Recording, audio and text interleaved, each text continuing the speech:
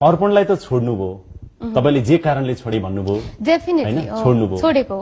दिनेश अधिकारी चरीलाई चाहिँ कसरी अँगाल्नु भयो तपाईले खुशबुजी दिनेश जीसँग मेरो अब अर्पणले भने यस्तो प्रेम सम्बन्ध यस्तो गरेर उस्तो गरेर त्यो होइन यो 10 क्लासमा 9 क्लासमा हुने यस्तो लभ अफेयर त्यो लेभलमा गएर लभ रिलेसनशिपमा बस्ने मान्छे पनि होइन म तपाईले जसरी बुझ्नु भयो एउटा मान्छेको लागि मैले त्यत्रोसम्म गरे भनेपछि love is not just about being together और ह्याङ्गिङ अराउन्ड त्यति मात्रै होइन म एकदम सेन्सिबली सोच्थे दिनेश जीसँग मेरो कसरी भेट भयो भन्दा डेफिनेटली अर्पण थ्रु चिन्जान भएको तर धेरै पहिला अर्पणसँग रिलेसनशिप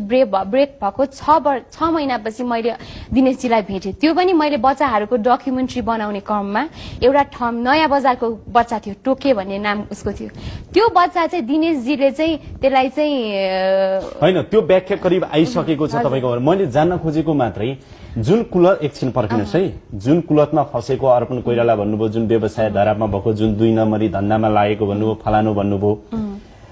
तपाईले भेट्नुभन्दा अघिदेखि दिनेश चरी अधिकारी चरी डन भनेर चिनिएर उहाँको नाउँमा त यत्रो खात हैन आरोपहरू वारेन्टहरू जारी भएर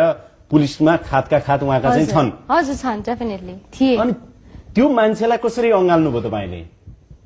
अर्पणले मलाई धोका दिएको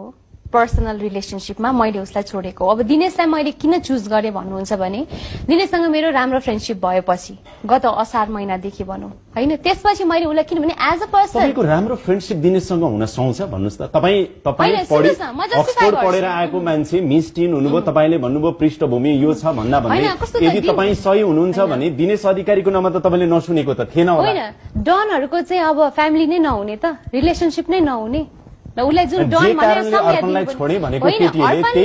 त मलाई धोका दिएको हो नि त मेरो विश्वासलाई धोका दिएको हो नि त अर्पणले त मैले उसलाई गरे सपोर्ट गरे कुलतमै हुँदा पनि उसलाई सपोर्ट गरे क्राइममै त्यो नाना थरी कुरा गर्दै हेर्दाखेरि पनि उसलाई अपर्च्युनिटी दिए चेन्ज हो गर भनेर तर नभएपछि नसकेपछि मैले छोडेको हो किनभने एउटा केटी मान्छेले जे पनि बर्दाश्त गर्न सक्छ तर जो मान्छेसँग आफ्नो फ्युचर एक हिसाबले सोचेको छ भने त्यो केटालाई चाहिँ अरू दुनियाँ केटीहरूसँग सुतिरहेको अवस्थामा देख्नुहुन्छ त्यो एक्सेप्ट गर्न सक्दिनौ यो कारण हो नि त त्यसो भए तपाईले चरीलाई दिनेशजीलाई चाहिँ शुद्ध पाउनुभयो त्यसमा दिनेशजी भेरी क्लियर हो फ्याक्ट मसँग भेट्दाखेरि उहाँको शिष्टाचार उहाँको बोलीचाली मलाई धेरै इम्प्रेस गर्यो र मैले भेट्दा कुनै पनि किसिमको तपाईले भने जस्तो मैले अलिकति बुझिन मलाई अलिकति बुझाइदिनुस् न हजुर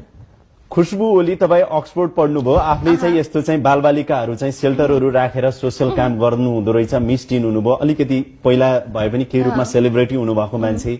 डाक्टर मन पर्थ्यो होला इन्जिनियर मन पर्थ्यो होला सोशल वर्कर मन पर्थ्यो होला विभिन्न प्रोजेक्ट अफिसरहरू मल्टिनेशनल कम्पनीका चाहिँ ठूला मान्छेहरू हुन्थ्यो होला चरीलाई किनभने पैसा हेरेर रिलेसनशिप राख्ने भएको भए डेफिनेटली म मल्टिनेशनल्स पिपलहरू यो एकदमै के अरे बिग शट्सहरू हुन्छ नि हुन्थ्यो डेफिनेटली हुन सक्थ्यो मैले अप्रोच गर्दाखेरि नहुने भन्नु हुन्छ तर जहिले पनि I wanted to be with a person who would love me back properly